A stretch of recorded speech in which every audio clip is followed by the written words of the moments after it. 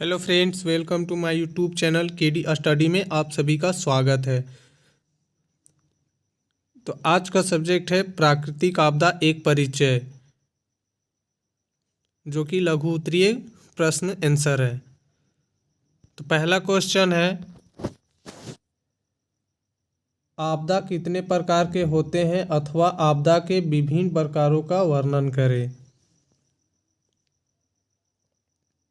तो आपका उत्तर है, आपदा दो प्रकार के होते हैं। पहला प्राकृतिक आपदा, जिसमें आपका भूकंप, सुनामी, बाढ़, सूखा, चक्रवात, हिमस्खलन, ओलावृष्टि, भूस्खलन आदि है। और दूसरा जो आपका है वो मानव जनजाति आपदा है, जैसे आतंकवाद, सांप्रदायिक दंगे, महामारी आदि। तो इस तरह आपदा दो प्रकार के होते हैं।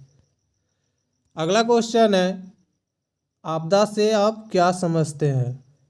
आपदा से आप क्या समझते हैं। तो आपका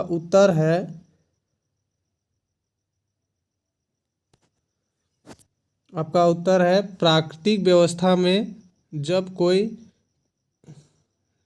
कई कारणों से आकरण व्यवधान उत्पन्न होते हैं तो वो व्यवधान ही प्राकृतिक जनित आपदा के रूप में हमारे सामने उपस्थित होते हैं। प्राकृतिक आपदाओं में बाढ़, सुखाड़, भूकंप और सुनामी अति विनाशकारी हैं। आप देख सकते हैं कि प्राकृतिक आपदा जो है उसमें आपका बाढ़, सुखाड़, भूकंप और सुनामी आदि विनाशकारी हैं। इसके अलावे चक्रवात, ओलावृष्टि, हिमस्खलन, भूस्खलन जैसी घटनाएं भी प्राकृतिक आपदाएं की ही अंग हैं। यानी इसके अलावा भी आपका चक्रवात, ओलावृष्टि, हिमस्खलन, भूस्खलन जैसी घटनाएं भी प्राकृतिक आपदा के ही अंग हैं। अगला क्वेश्चन है 3 नंबर, प्राकृतिक आपदा एवं मानव जनित आपदा में अंतर उपयुक्त उदाहरण के साथ प्रस्तुत कीजिए। यानी प्राकृतिक आपदा एवं मानव जनित आपदा में अंतर उपयुक्त उदाहरण के साथ प्रस्तुत कीजिए। तो आपका उत्तर है, मानव पर दुष्प्रभाव डालने वाले प्राकृतिक परिवर्तन को प्राकृतिक आपदाएं कहते हैं। ज्वालामुखी विस्फोट, भूकंप, सुनामी, सूखा, बाढ़, चक्रवात, मृदा अपरदन, हिमस्खलन, भूस्खलन आदि प्राकृतिक आपदाओं के मुख्य उदाहरण हैं। तो ये सब जितना है वो आपका प्राकृतिक आपदाओं के मुख्य उदाहरण है। इनमें अधिकांश आपदाएं प्राकृतिक शक्तियों द्वारा उत्पन्न होती है। प्राकृतिक आपदा की गति तीव्र होती है। प्राकृतिक आपदा की जो गति होती है वो तीव्र होती है। इसका प्रभाव तत्कालिक होता है। इसमें ऐसी ताकतें होती हैं जो मानव के नियंत्रण में नहीं है। यानी जो ये होता है प्रभाव जो तत्कालिक होता है, इसमें ऐसी ताकतें होती है जो मानव के नियंत्रण में नहीं है, यह थोड़े समय में और बिना चेतावनी के घटित होती है। यानी ये थोड़े समय में ही आता है और बिना चेतावनी के घटित होती है, जिसकी वजह से मानव जीवन के क्रियाकलाप अवरुद्ध होते हैं तथा बड़ पैमाने पर जान माल का नुकसान होता है। मानव जनित आपदा, भोपाल गैस, चेरनोबिल, नाभिकीय आपदा, ग्रीन हाउस प्रभाव, भूमंडलीय तापन, वायु, जल, भूमि, ध्वनि प्रदूषण आदि पर्यावरणीय प्रदूषण संबंधी आपदाएं मानवीय क्रियाकलापों के परिणाम हैं।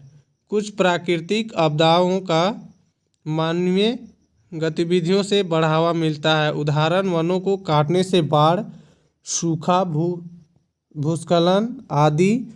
मानवगत कुछ आपदाओं को मानव की अवांछनीय क्रियाकलापों पर रोक लगाने से कम किया जा सकता है, लेकिन प्राकृतिक आपदाओं पर रोक लगाना असंभव होता है। अगला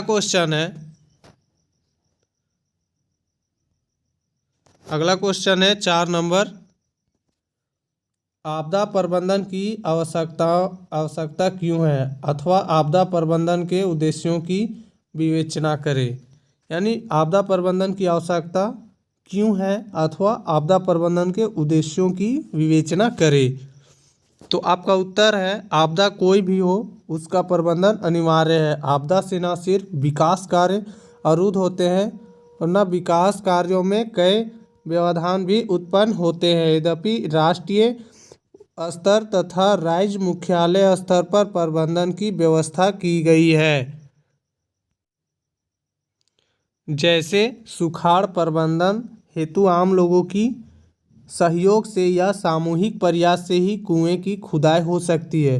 भूकंप प्रबंधन हेतु नए तकनीक आधारित भवन निर्माण कार्य किया गया है। अगला क्वेश्चन है 5 नंबर, भारत में सुनामी से बर्बादी कब और कहाँ हुई थी। भारत में सुनामी से बर्बादी कब और कहाँ हुई थी।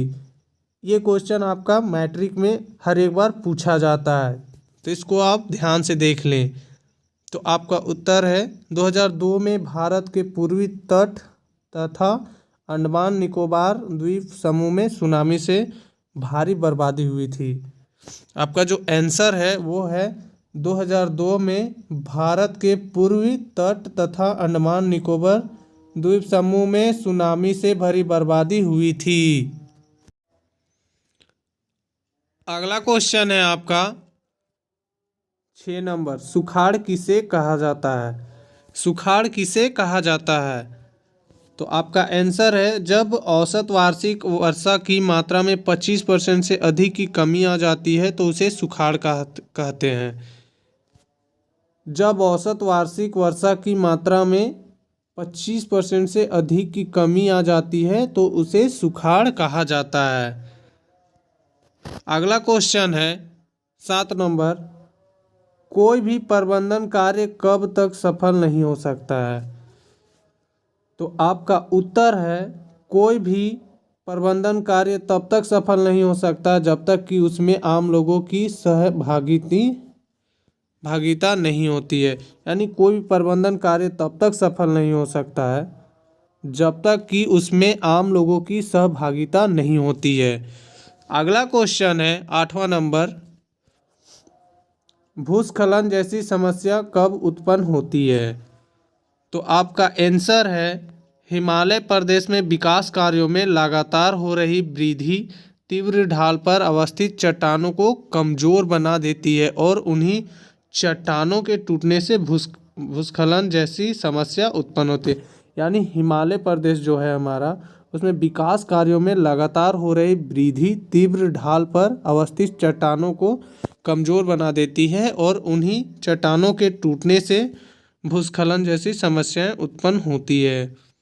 अगला क्वेश्चन है 9 नंबर, 1984 ईस्वी में भोपाल स्थित यूनियन कार्बाइड के कारखानों से रिसने वाली किस गैस के कारण भयंकर दुर्घटना हुई थी।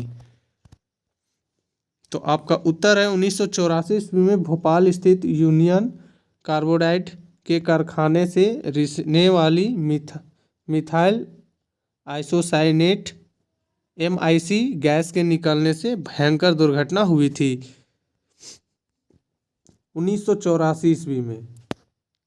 भोपाल स्थित यूनियन कार्बाइड के कारखाने से रिसने वाली मिथाइल आइसोसाइनेट MIC गैस के निकलने से भयंकर दुर्घटना हुई थी।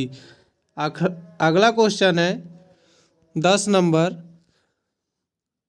अर्ध सागरीय भूकंप के कारण समुद्र में उठने वाली बहुत ऊंची ऊंची लहरें क्या कहलाती है। यानी अर्ध सागर भूकंप के कारण समुद्र में उठने वाली बहुत ऊंची ऊंची लहरें क्या कहलाती है। तो आपका उत्तर है अर्ध सागरीय भूकंप के कारण समुद्र में उठने वाली बहुत ऊंची ऊंची लहरें सुनामी लहरें कहलाती है।